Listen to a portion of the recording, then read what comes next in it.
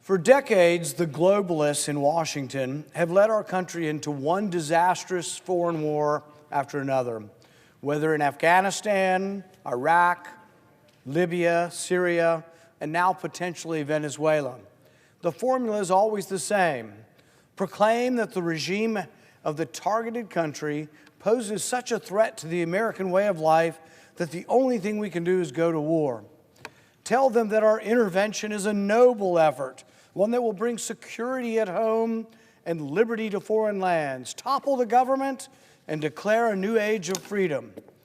The warmongers have recycled these experiments in regime change again and again. And what has it brought? Instability, chaos, suffering, and resentment. It is the height of arrogance to think we can forcibly remove the dictatorship in Venezuela and expect a different result. We should learn from history. Liberty cannot be imposed at the point of a foreign bayonet. The United States maintains the most formidable military in human history. Of course, we have the capability of overthrowing the Maduro regime, just like we had the power to overthrow Saddam Hussein and Muammar Gaddafi. But what comes next? Is anyone thinking about the potential blowback that such a campaign could entail? Overthrowing the Maduro regime risks creating more regional instability, not less. The breakdown of state authority may create a power vacuum that the very drug cartels the administration is ostensibly trying to destroy could exploit. Just as our misguided interventions in the Middle East led to the proliferation of terrorist organizations, this could happen in Venezuela, but this time with the proliferation of organized crime. We could swell the ranks of the cartels with new recruits. Remember what happened in Iraq, the de-Baathification of Iraq, removing all of the previous government soldiers. They had no place to go. They were used to being paid, they wanted money, and they went and worked and became terrorists. Where do you think the tens of thousands of Venezuelan soldiers and desperate civilians will turn when their livelihood suddenly disappears? It may be the drug cartels. In its hubris, Washington may very well empower the cartels and make the drug problem in our hemisphere worse. Certainly, any war will exacerbate the already precarious humanitarian crisis in Venezuela and lead to mass migration into neighboring countries already struggling under the strain of millions of refugees. And rest assured, many of those who flee the disaster or the war that will come will make their way to the United States. Most consequentially, any military operation comes with the risk that American service members will be killed or wounded. We owe it to our service members to only send them into harm's way when vital American interests are at stake. Who is in charge of Venezuela does not constitute such an interest. We've seen chaos emerge from our misguided wars before. We overthrew Saddam Hussein thinking Iraq will be transformed into this great Jeffersonian democracy. Instead, what occurred was an insurgency that led to some of the most brutal sectarian violence in living memory. Washington's foolish invasion empowered radical jihadists and ultimately led to the rise of ISIS, which posed a much greater threat to Americans than Saddam Hussein ever did. A similar story unfolded in Libya. In 2011, our forces aided the rebels to oust Muammar Gaddafi. The result was a brutal 6-year war that saw the proliferation of jihadist groups and the widespread human rights violations, including the resurgence of slavery. Weapons were spread throughout Africa.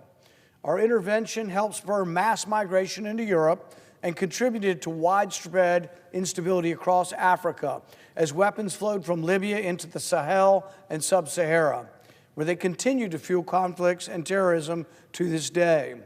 Libya is still highly unstable, and the conflict constantly threatens to reignite.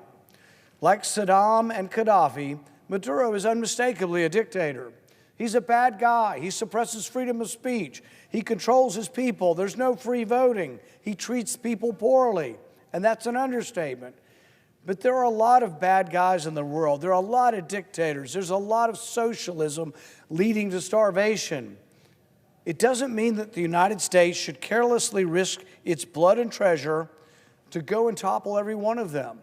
And as we've seen all too well in recent decades, foreign military interventions often end up making things worse. The road to hell is paved with good intentions. Imagine the anarchy that followed our wars in the Middle East. Do we really want to risk creating similar conditions in our own backyard? With over 10,000 U.S. troops, 8 warships, a Virginia-class submarine, and dozens of F-35s already in the Caribbean, the USS Gerald Ford Strike Group surging towards the region, the stage for folly is set. We are told that only drug dealers are the target of U.S. operations, but the consolidation of the largest U.S. force in the Caribbean in 35 years suggests that regime change may very well be the intended goal. The use of lethal force in our massive military buildup is an invitation to retaliation. Attacked countries often attack back.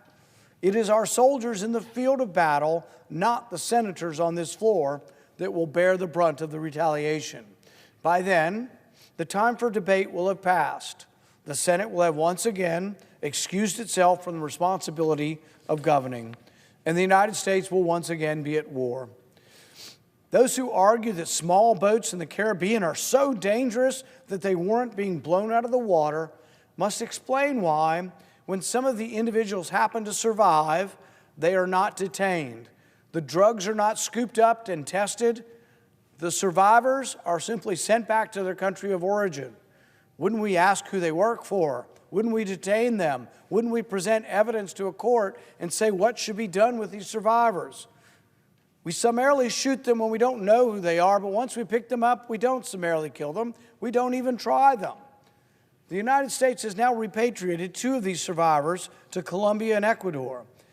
If, as we are told, these groups constitute our threat to our security equal to al-Qaeda, that they are somehow narco-terrorists, then why are we allowing these individuals to go home? The truth is that these arguments are nonsensical.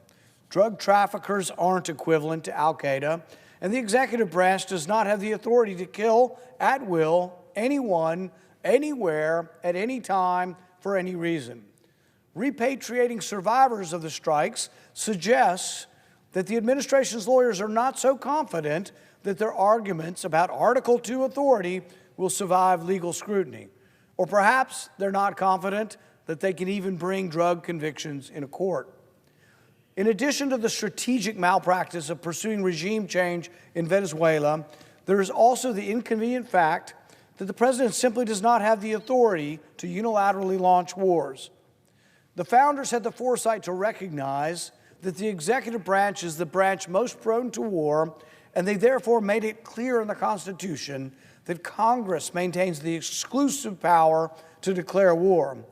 Part of President Trump's broad appeal was his strong contempt for the neocons on the right and the liberal internationalists on the left who never met a war they didn't want someone else's children to fight.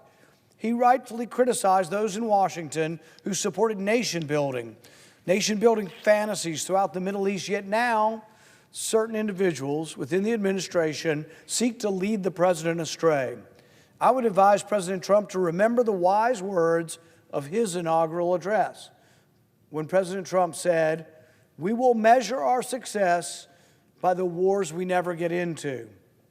President Trump, do not allow the warmongers in Washington to drag you into an unnecessary war of choice. Washington has spent decades, trillions of dollars, thousands of lives trying to remake other countries in our image. The American people are sick and tired of their elected representatives in Congress standing idly by and saying, "Nothing to see here. The president can do whatever he wants," while their sons and daughters are sent to fight wars in distant lands. As the administration authorizes covert CIA action in Venezuela and surges U.S. forces in the region, including our most advanced aircraft carrier, the risk of imminent involvement in hostilities is evident. It is time that the first branch of government puts America first. The majority party of this institution should stand by the principles of restraint as espoused by President Trump's promise to the American people. honor and statesmanship should prevent the Senate from sitting idly by while elements within this administration blunder America into another foreign war. The American soldiers, their families, and the American people deserve a debate and a vote before we send our armed forces into war. If you agree that our soldiers and their families deserve at least this much, vote yes on this resolution. Thank you.